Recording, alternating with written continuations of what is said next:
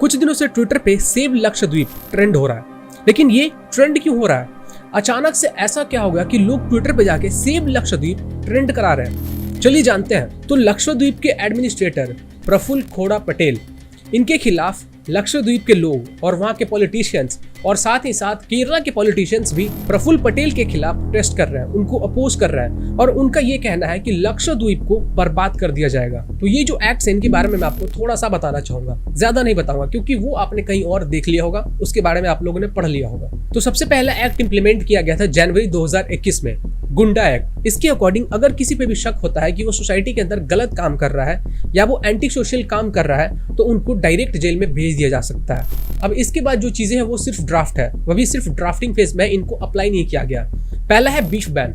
कोई भी डायरेक्टली या फिर इनडायरेक्टली बीफ को सेल नहीं कर सकता है, खरीद नहीं सकता है, और जो भी ये सब चीजें करेगा उसके ऊपर स्ट्रिक्ट एक्शंस लिए जाएंगे। दूसरा, पंचायत के जितने भी मेंबर्स हैं उनमें से किसी के भी 2 से ज्यादा बच्चे नहीं होने चाहिए, नहीं तो उनको डिस्क्वालीफाई कर दिया जाएगा। तो लोगों ने ट्विटर के ऊपर सेव लक्षद्वीप ट्रेंड कराना स्टार्ट कर दिया और इसको ज्वाइन करते हैं लक्षद्वीप के लीडर्स, केरला के लीडर्स और साथ ही साथ कांग्रेस के लीडर्स। राहुल गांधी ये ट्वीट करते हैं कि बीजेपी लक्षद्वीप को बर्बाद कर देगी। साथ ही साथ प्रियंका गांधी भी ये ट्वीट करती है कि बीजेपी अपने पावर का गलत इस्तेमाल कर रहा है और ये लोग लक्षद्वीप को बर्बाद कर देंगे।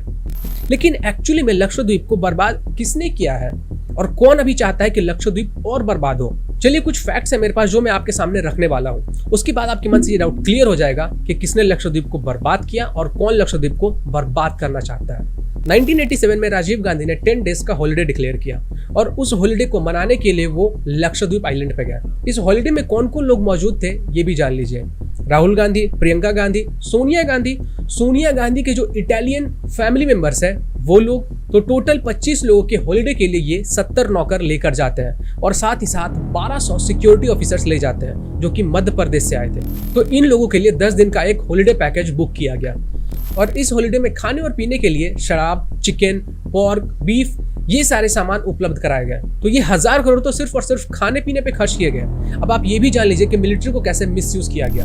हमारे देश का one and only aircraft carrier INS Virat को यूज किया गया अपने सिक्योरिटी के लिए। और INS विराट जब भी कहीं जाता है तो उसके साथ साथ बहुत सारे बोट और भी होते हैं उसकी सिक्योरिटी के लिए। तो 5 अलग अलग नेवी शिप्स, 1 सबमरीन और 80 अलग अलग टाइप के स्पीड बोट्स ले गए थे उसकी सिक्योरिटी के लिए। और साथ ही साथ इंडियन नेवी के हेलीकॉप्टर्स को मेडिकल इमरजेंसी के लिए यूज किया गया। और इस पार्टी में कोई भी इंटरप्शन ना हो इसके लिए 2 बड़े जनरेटर्स को कोची से ले गया था। तो सिर्फ और सिर्फ 25 लोगों के हॉलिडे के लिए इन्होंने 1000 करोड़ ऐसे ही उड़ा दिए और साथ ही साथ हमारे मिलिट्री का मिसयूज किया वो अलग।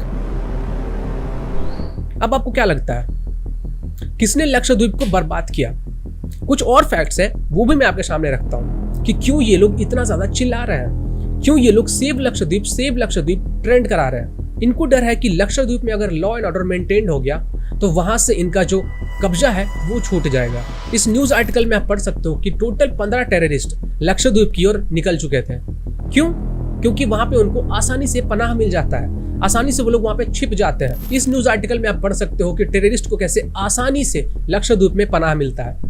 पाकिस्तान से जो आतंकवादी आते हैं उनके लिए लक्षद्वीप को पहुंचना आसान होता है, वहां पे उनको शरण लेना आसान होता है। और लक्षद्वीप में जितने भी लोग रहते हैं उसमें मैक्सिमम केरला वाले लोग हैं, मैक्सिमम केरला के मुस्लिम्स हैं।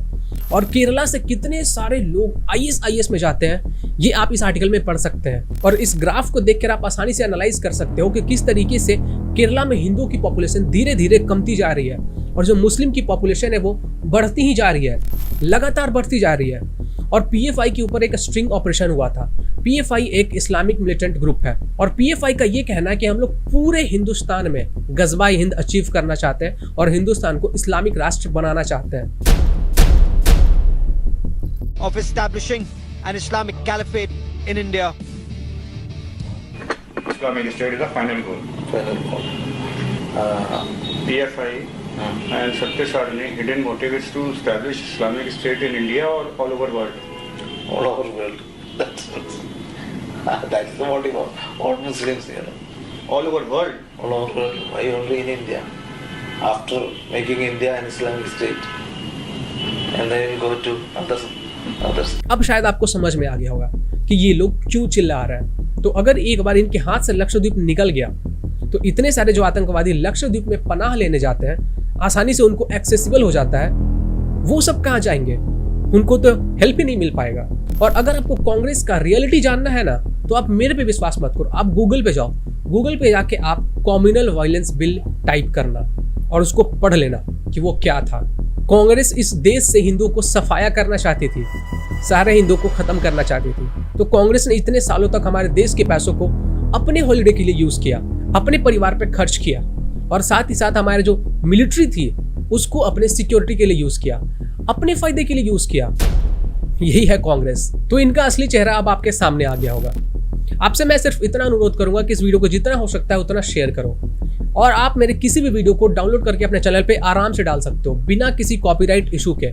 मैं किसी को भी कॉपीराइट स्ट्राइक नहीं दूंगा। मैं बस चाहता हूं कि मेरा देश इन सभी लोगों से सेफ रहे, सुरक्षित रहे। चलिए मिलते हैं नेक्स्ट वीडियो में। जय हिंद, जय श्री राम। हमारे चैनल को सब्सक्राइब करके हमें ऐसे वीडियोस और बनाने के लिए आप मोटिवेट कर सकते हैं।